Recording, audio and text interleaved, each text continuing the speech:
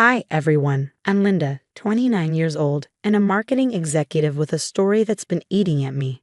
I'm sitting in my cozy, if cramped, apartment flipping through old photos of me and my big brother, Mike. We've always been close. After our parents split, it was just the two of us against the world.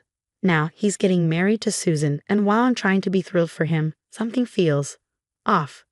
Hey, sis, you got a sec? Mike's voice crackles through the phone. For you? Always. What's up? It's about the wedding. Susan was wondering if you could help with some of the planning. I bite my lip. Sure thing. What does she need? As Mike rattles off tasks, I feel a twinge of unease. Susan comes from this uber-wealthy family, and sometimes it feels like she looks down on us. But hey, this is Mike's big day. I can deal. Later that week, I find myself at their sprawling place, surrounded by wedding magazines and seating charts. Susan breezes in, all designer clothes and picture-perfect hair. Oh, Linda, you're here. Great. Her smile doesn't quite reach her eyes. I hope you don't mind, but I've made some changes to the plans we discussed. I force a smile. No problem. What did you have in mind? As she talks, I notice how she keeps saying people like us when referring to her affluent friends. It stings, but I brush it off. This day is about Mike. Then the doorbell rings. Enter Mr. and Mrs. Thompson, Susan's parents, losing wealth and a thinly veiled superiority. Ah, Linda, is it? Mr. Thompson eyes me up and down. Mike's sister. How quaint. Mrs. Thompson chimes in, her tone syrupy but sharp. Susan, darling, are you sure it's wise to involve family in the planning? These things are best left to professionals. My cheeks burn, but before I can respond, Mike steps in. Linda's been a huge help, actually. We couldn't do this without her. I shoot him a grateful look, but a sinking feeling tells me this is just the beginning. Later that night, I'm venting to my boyfriend, Jason, over takeout. I don't know, Jace. Something feels off about Susan and her family. He squeezes my hand. It's okay to be protective of Mike. Just give it time. I nod, but deep down, I'm not convinced. As the wedding day looms closer, I throw myself into my maid of honor duties, determined to make it perfect for Mike. Still, every interaction with Susan and the Thompsons leaves me feeling like I'm losing my brother to a world that doesn't want me in it. Finally, the big day arrives. I'm running around, doing my best to keep everything on track. Straighten Mike's tie, quick pep talk, check on Susan. Thanks, Linda, she says coolly. Try not to mess anything up, okay? I brush off the comment, forcing a smile. But during the ceremony, I can't help noticing the whispers and sideways glances from Susan's family. Mrs. Thompson's disapproving stares are practically daggers. At the reception, I duck into the bathroom to fix my makeup. That's when I hear it. Did you see what Linda's wearing? It looks like she got it from a thrift store, Mrs. Thompson says, her voice dripping with disdain. My cheeks flush as I step out, coming face to face with her. She doesn't even flinch. Oh, Linda, dear, she says loudly, feigning innocence. We were just discussing your interesting dress choice. It must be hard to find something suitable on a budget. I open my mouth to respond, but Mr. Thompson interrupts. So Linda, Mike tells us you work in marketing. That must be challenging for someone with your background. Did you even finish college?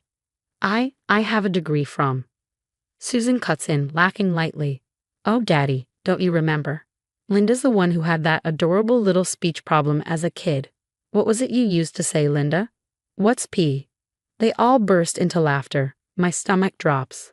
I glance around, desperate for an ally, but Mike's across the room, looking uncomfortable. Jason appeared at my side, his face dark with anger. Hey, back off. Linda's twice the person any of you will ever be. Mr. Thompson sneered. And who might you be? The hired help? Jason squared his shoulders. I'm Linda's boyfriend, and I won't stand here while you insult her. The room grew tense as the argument escalated. Susan's family hurled insults, their words cutting like knives, while Jason stood his ground, defending me fiercely. Through it all, Mike stood there, silent and visibly uncomfortable. I couldn't take it anymore. Tears streaming down my face, I grabbed my purse and ran out of the reception hall. Jason called after me, but I couldn't stop. I drove home in a daze, my mind replaying every cruel word and most painfully, Mike's deafening silence. How could he just stand there? How could he let them treat me like that? At home, still in my bridesmaid dress, I collapsed onto the couch. My phone buzzed. It was a text from Mike. My heart leaped. Maybe this was an apology, an explanation, anything. Instead, the message read, "Hey, things got pretty intense. Maybe it's best if you give us some space for a while." I stared at the screen in disbelief. Space? After what just happened? "You can't be serious," I typed back. "They insulted me, mocked me, and you did nothing." His response came quickly. "It's complicated, Linda. Just let things cool down, okay?" I threw my phone across the room, feeling like my heart had been ripped out. My brother, my rock, the one person I thought I could always count on, had chosen them over me. Jason showed up an hour later, worry etched on his face. "Linda, I'm so sorry. What they did was unforgivable." I collapsed into his arms, sobbing. "He didn't even defend me, Jason. He just stood there." Jason held me tightly. "You don't deserve this. None of it." But as I cried in his arms, I couldn't shake the feeling that this wasn't over. Something had shifted. Something darker was brewing. The weeks that followed were unbearable.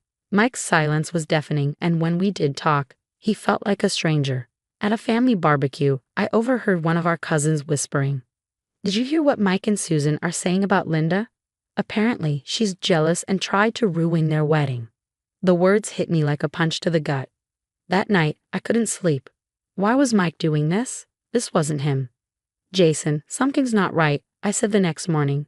"I need to figure out what's going on with the Thompsons." He nodded, determination in his eyes. "I'm with you. Where do we start?" We began with Mr. Thompson's company. Jason, being a tech whiz, managed to find financial records that didn't add up. "Linda, look at this," he said, pointing to the screen. "They're cooking the books." The deeper we dug, the more patterns emerged. Fraud, embezzlement, shady dealings. The Thompsons were neck-deep in corruption. But that wasn't all. I reached out to anyone who might know more about Susan's past. My old college roommate, Emma, dropped a bombshell. "Linda, I hate to tell you this, but Susan dated my cousin. She isolated him from his family, maxed out his credit cards, and dumped him the moment she found someone wealthier." The pieces began to fall into place. Susan wasn't just manipulative. She was dangerous. One evening, Mike's best friend Tom called me. "Linda, I'm worried about Mike. The other day, I overheard Susan and her parents pressuring him to cut you out completely. They're saying you're a bad influence."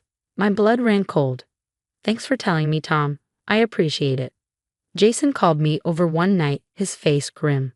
"Look at this," he said, showing me bank statements. "They've been transferring Mike's money into accounts they control. They're trying to trap him."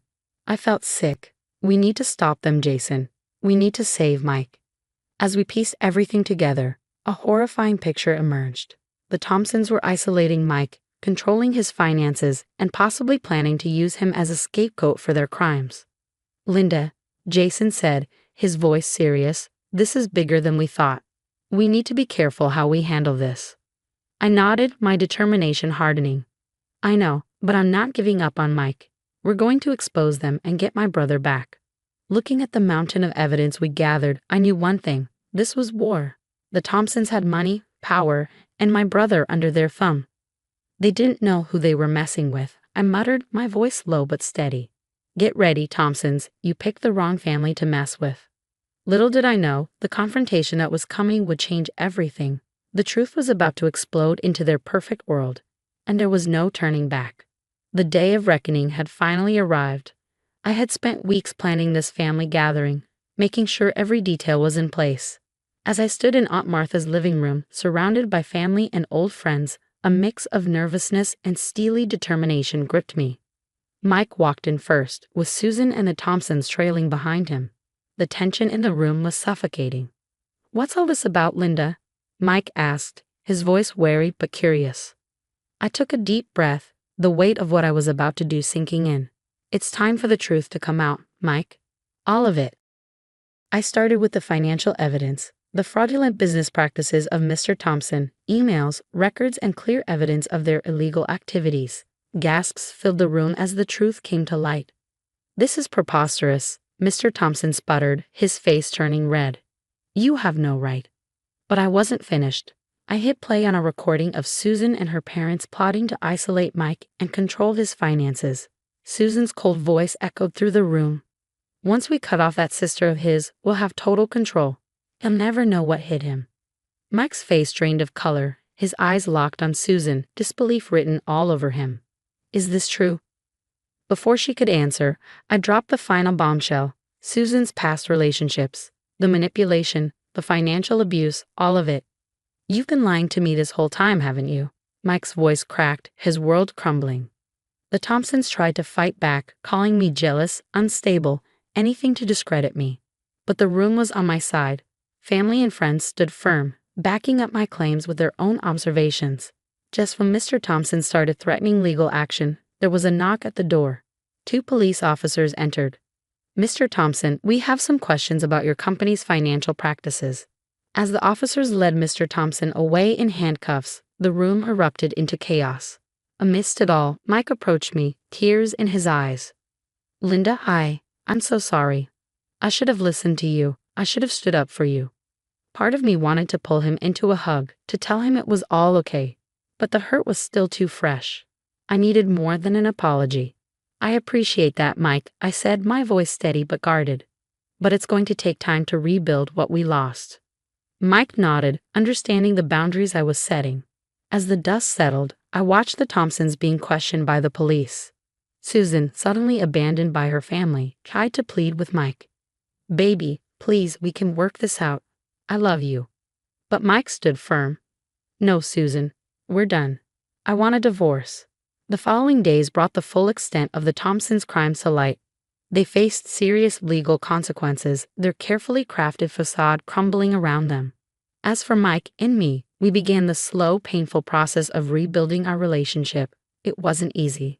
There were many tough conversations ahead. But we both wanted to heal. One evening, as Jason and I watched the news report on the Thompsons' arrests, I felt a weight lift from my shoulders. You did it, Linda, Jason said, squeezing my hand. You stood up for yourself and saved your brother. I smiled, relief and pride flooding through me. We did it. I couldn't have done it without you. Looking back on everything that had happened, I realized how much I'd grown.